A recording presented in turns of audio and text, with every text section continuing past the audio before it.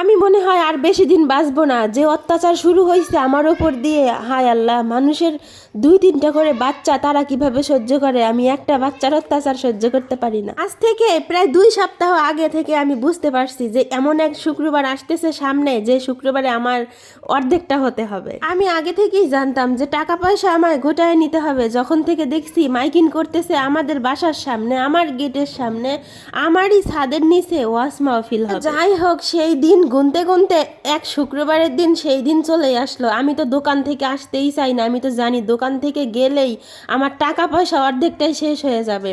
তো আমার বাচ্চা সারা দিন ধরে ছাদে দাঁড়িয়ে দেখে কোনটা কোনটা দোকান আসতেছে, কয়টা দোকান আসছে। তো সকাল থেকে তার বাবাকে ফোন দেওয়া শুরু করছে যে বাবা টাকা দিয়ে যাও, আমি এটা কিনবো ওটা কিনবো। তার বাবা তো কোনো পাত্তাই দেয় না। তো যাই হোক, সেই দিন থেকে বিকেল বেলায় টাকা খাওয়া শুরু হয়ে গেছে। না টাকা খাওয়া না, টাকা খরচ করা শুরু হয়ে গেছে। তো বিকেল বেলায় আমি তো দোকান থেকে আসতেই চাই না, তো দোকান থেকে কিছু টাকা নিয়ে আসছে, খাইছে। খাওয়ার পরেও কিছুক্ষণ পর পর দোকানে যায় আর কয় কি, তুমি কখন দোকান বন্ধ করবা? সবাই দোকান বন্ধ করছে, এতগুলা মার্কেট বসছে, তুমি কখন যাইবা? সবাই তো দোকান বন্ধ করতেছে, অথচ কেউ দোকান বন্ধ করতেছে না। আজকে তো আমাদের আরো বেশি রাত করে থাকার কথা, যেহেতু এখানে একটা উৎসব হইতেছে। তো বাচ্চা কোনোভাবেই মানতেছে না। তারপরেও তার বাবা আসছিল সন্ধ্যাবেলা তার বাবা এসে, তার বাবার মনে হয় যে এতগুলো মার্কেট দেখে মাথা ঘুরে গেছে, কারণ জানে তো তার বাচ্চা কিরকম। তার বাবা আবার এখানে একটা চালাকি করছে, তারে 20 টাকা দিয়ে একটা ব্যান কিনে দিছে, 10 টাকা দিয়ে একটা ক্লিপ কিনে দিছে, দিয়ে বলছে যে আম্মু তুমি থাকো, আমি আসতেছি।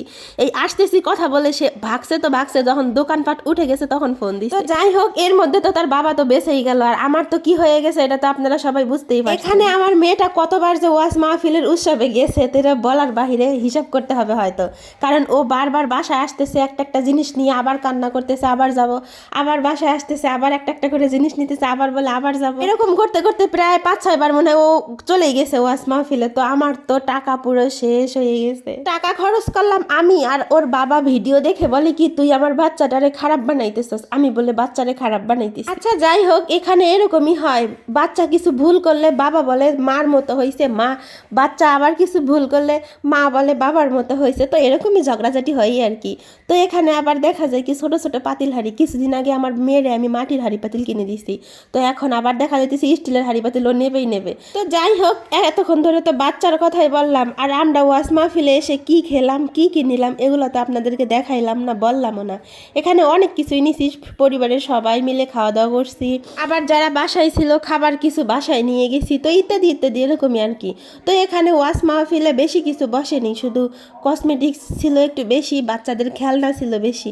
আর তো দেখতেই পারছেন ভিডিওর মাঝে চলে গেছে চিংড়ি মাছের বড়া, তারপরে আলুর বড়া, আরও কি কি জানি এগুলো, আর জিলাপি, এসবই আর কি। ও আমি তো ভুলে গেছি, বেশি কিছু বসেনি না, অনেক মার্কেটে বসছিল। মার্কেট দেখে ওর বাবা তো চলেই গেছে, আর আমি একটু লেট করে আসছি বলে মার্কেট উঠে গেছিল আসলে। তো যাই হোক, আপনারা আমাদের ভিডিওটা এতক্ষণ ধরে দেখার জন্য অসংখ্য ধন্যবাদ। আর অবশ্যই ভিডিওটা একটু শেয়ার করে দিবেন। আমাদের পেজে কতদিন ধরে সমস্যা চলছে, আপনারা শেয়ার করে দিলে হয়তো ঠিক হয়ে যাবে।